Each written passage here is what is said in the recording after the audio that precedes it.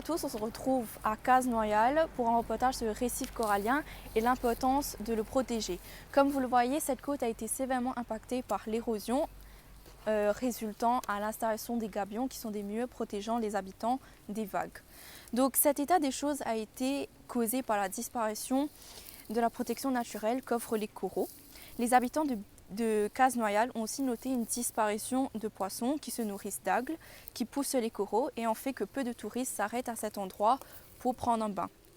Du coup, la disparition du récif corallien a donc eu un impact aussi bien alimentaire qu'économique sur la population. Les causes du déclin du récif, que ce soit ici ou tout autour de notre île, sont la cause directe de l'activité humaine.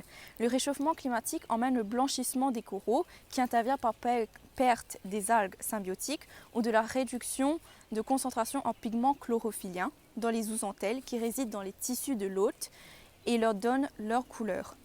Donc il y a aussi la prolifération des algues qui apparaît lors d'une augmentation de la température. Il y a aussi l'accumulation d'algues qui diminue l'oxygène, causant donc la mort de coquillages, poissons et coraux.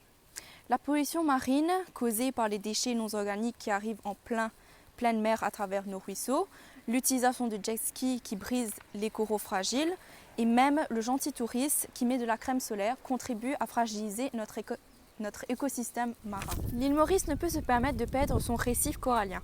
Notre industrie touristique rapporte dans les 60 milliards de roupies annuellement et cette industrie vend surtout nos lagons calmes aux eaux limpides. Une disparition de nos plages à travers l'érosion et des lagons annoncera certainement la fin de cette industrie. Il est à noter que le touriste aujourd'hui privilégie les destinations écologiques et se fera un plaisir de boycotter Maurice si on continue à détruire l'écosystème marin. La récente pandémie de Covid-19 nous a aussi montré l'importance de l'autosuffisance alimentaire. Si notre stock de poissons disparaît, on sera de plus en plus dépendant de l'importation. Donc il est primordial de sauver notre récif pour aussi éviter le déplacement de la population côtière. Certaines entreprises et autres associations à Maurice ont compris l'enjeu. Les 2 hôtels de la compagnie Rogers ont décidé de prendre part au projet pour conserver le lagon de Belle-Ombre. Pour cela, ils ont installé des brise-larmes et des roches basaltiques dans le lagon pour atténuer l'effet de l'érosion. Ils ont aussi installé des modules de récifs artificiels qui ont été fabriqués à Maurice. Parlant de récifs artificiels, il y a eu l'installation de Reef Balls à Montchoisy. Ces derniers ont une structure ronde avec 20 à 40 trous dépendant de leur taille. Ils ont pour but de permettre la création de nouveaux habitats de poissons, un potentiel pour l'élevage du corail et la transplantation. L'urgence d'une action concertée entre les différents partenaires comme le gouvernement, les associations de protection de l'environnement et les entreprises pour adresser cette menace directe se fait de plus en plus entière.